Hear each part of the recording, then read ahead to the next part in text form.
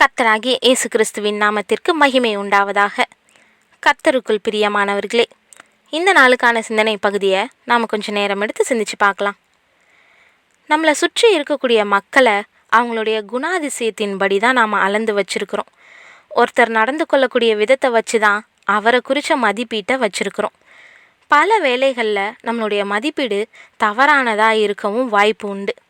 வெளிப்புற செயல்பாடுகளை வச்சு எதையும் ஒரு பார்வையில் தீர்மானிச்சிட முடியாது. ஆனால் காலத்தில் விளையக்கூடிய கனிகளை வச்சு ஒருவருடைய நிஜ குணத்தை அடையாளம் காண முடியும். என்னதான் ஒருவர் நடித்தாலும் அவருடைய குணத்தை நிச்சயம் அறிஞ்சு கொள்ள முடியும். மற்றவர் குணாதிசயத்தை நிதானிக்கக்கூடிய நமக்கு நம்மளுடைய குணாதிசயம் எப்படியாப்பட்டதாக இருக்குதுன்றதை உணர முடியறதில்ல. மற்றவர்கள் நம்மளை குறித்து என்ன நினைக்கிறாங்கன்றதை பொறுத்தே நம்மளுடைய குணாதிசயம் தீர்மானிக்கப்படுது. நம்மளை ஒருத்தர் மதிக்கலை, கனப்படுத்தலைன்ற சூழ்நிலை வரும் பட்சத்தில் நம்மளை நாமளே ஆராய்வது ரொம்ப நல்லது. நம்மளுடைய குணாதிசயம் எப்படியாப்பட்டதாக இருக்குதுன்றதை நிதானித்து பார்த்தா ஒருவர் ஏன் நமக்கு கொடுக்க வேண்டிய கனத்தை கொடுக்கலன்றது தெளிவாக தெரியும். நம்முடைய குணாதிசயத்தை பிரதிபலிக்கிறது நம்மளுடைய செயல்கள் தான். நாம் விரும்பக்கூடிய விதமாகவும் நாம் சரின்னு நினைக்கிறதையுமே செய்வோம். ஆனால் உண்மையாக எது சரி எது தவறுன்றதை நாம் நிதானிக்க கடமைப்பட்டிருக்கிறோம். இன்றைக்கும் இதை குறித்து இன்னும் ஆழமாக சிந்திக்க நாம் நேரம் எடுத்துக்கொள்வோம். தையல்காரர் ஒருத்தர் தன்னுடைய கடையில் துணிகள் தச்சிக்கிட்டு இருந்தார். அவருடைய மகன் பக்கத்தில் இருந்து அவர் வேலை செய்கிறத பார்த்துக்கிட்டு இருந்தான். தையல்காரர் ஒரு புது துணியை எடுத்தார். அதை அழகிய பளபளக்கக்கூடிய கத்திரிக்கோலால் துண்டுகளாக வெட்டினார். அதுக்கப்புறம் கத்திரிக்கோலை காலுக்கு பக்கத்தில் போட்டுட்டு துணியை தைக்க ஆரம்பித்தார்.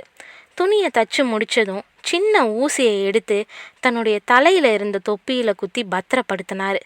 இதை பார்த்துக்கிட்டு இருந்த பையன் அவர்கிட்ட, அப்பா, கத்திரிக்கோல் விலை உயர்ந்தது, அழகானது, அதை அலட்சியமாக காலடியில் போடுறீங்க.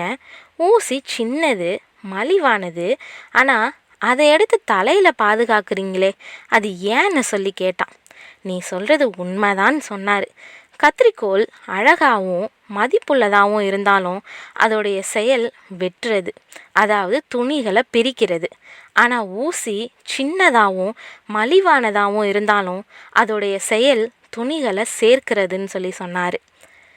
பிரியமானவர்களே, ஒருவருடைய மதிப்பு அவருடைய செயலை கொண்டே நிர்ணயிக்கப்படுகிறதுன்றதை நாம் நிதானிக்கணும்.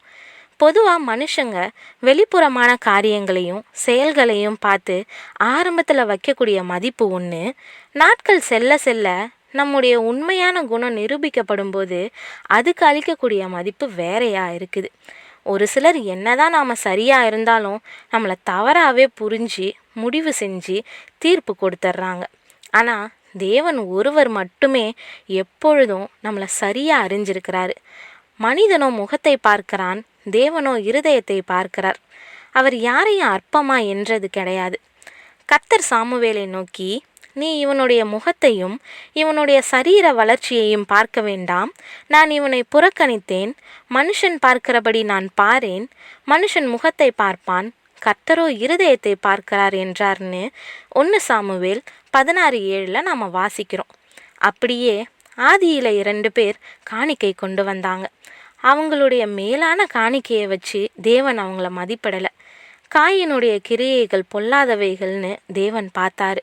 அவனும் படைக்கப்பட்ட காணிக்கையை வச்சு தான் அவர் தீர்மானிச்சாருன்னு தவறாக புரிஞ்சுக்கிட்டான். அதனால தான் தேவன், நீ நன்மை செய்தால் மேன்மை இல்லையோன்னு ஆதியாகமம் 4:4 இப்படி சொன்னார். நாம் நன்மை செய்கிறவர்களாக இருக்க நமக்கான மேன்மை நிச்சயம் உண்டு. நம்முடைய உருவம், நிறம், அழகு, படிப்பு, செல்வம், திறமை, சாதனை ஆகிய இவைகள் நமக்கு நல்ல மதிப்பை கொடுக்கும்னு நாம் நினச்சிட்றோம். ஆனால் நம்முடைய நல்ல குணாதிசயங்களே நாம் யாருன்றதை நிர்ணயிக்குது. ஆமாங்க, நம்மக்கிட்ட எப்படியாப்பட்ட குணாதிசயங்கள் இருக்குது? நம்ம மற்றவங்களுக்கு பயனளிக்கிறவங்களா இல்லை பாதிப்பளிப்பவரா? நம்மளுடைய செயல் நன்மை பயக்குதா இல்லை தீமை பயக்குதா? தேவன் நம்மளை குறித்து மகிழ்ச்சி அடைவாரா இல்லை மனம் உடைவாரா? நாம் அவர் பயன்படுத்தக்கூடிய பிரியமுள்ள பாத்திரமாக இருக்கிறோமா? சிந்திப்போம்.